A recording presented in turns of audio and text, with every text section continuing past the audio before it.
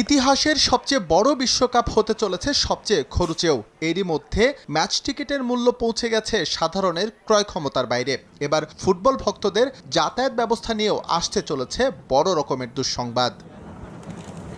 ফিফার পরামর্শে স্থানীয় বিষয়গুলো সমন্বয় করে লোকাল অর্গানাইজিং কমিটি। সেই ধারাবাহিকতায় দেশটির অভ্যন্তরীণ যোগাযোগ ব্যবস্থায় পরিবর্তন আনতে চলেছে তারা। নতুন করে নির্ধারণ করা হচ্ছে বাস, রেল ও অন্যান্য গণপরিবহনের ভাড়া, যা নিয়ে তৈরি হয়েছে ব্যাপক বিতর্ক।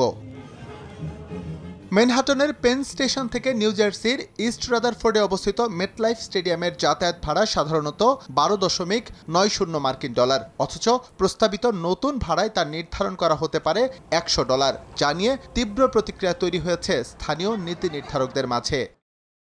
বিশ্বকাপ থেকে ফিফা প্রায় $11 বিলিয়ন আয় করতে যাচ্ছে, অথচ এর খরচ গুনতে হবে নিউ ইয়র্কের বাসিন্দাদের। ফিফার অন্তত এতটুকু করা উচিত যে স্থানীয় বাসিন্দাদের অতিরিক্ত ভাড়া দিয়ে স্টেডিয়ামে যেতে না হয়, সেটি নিশ্চিত করা। আমার দাবি, আয়োজক শহর ও অঙ্গরাজ্যগুলোর যাতায়াতের খরচ যেন ফিফাই বহন করে। স্থানীয়দের উপর চাপিয়ে দিয়ে $11 বিলিয়ন মুনাফা করা মোটেও ঠিক নয়।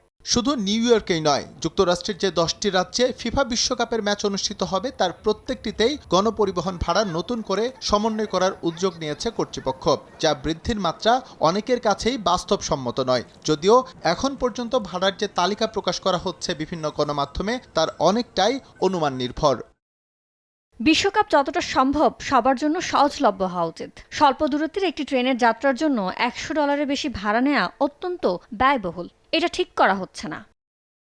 বিশ্বকাপ দেখতে আসা মানুষের যাতায়াতের খরচ নিউ জার্সির করদাতাদের উপর চাপিয়ে দেওয়া হবে না। বিষয়টি নিয়ে আমরা প্রয়োজনে আবারও আলোচনা করব। পরিবহন ভাড়া বৃদ্ধি নিয়ে উদ্বেগ দেখা দিয়েছে বোস্টনেও। সেখানে শহর থেকে জিলেট স্টেডিয়ামের যাতায়াত ভাড়া $20 হলেও তা বাড়িয়ে করা হয়েছে $80 মার্কিন। এস এম ইকবাল, সময় সংবাদ।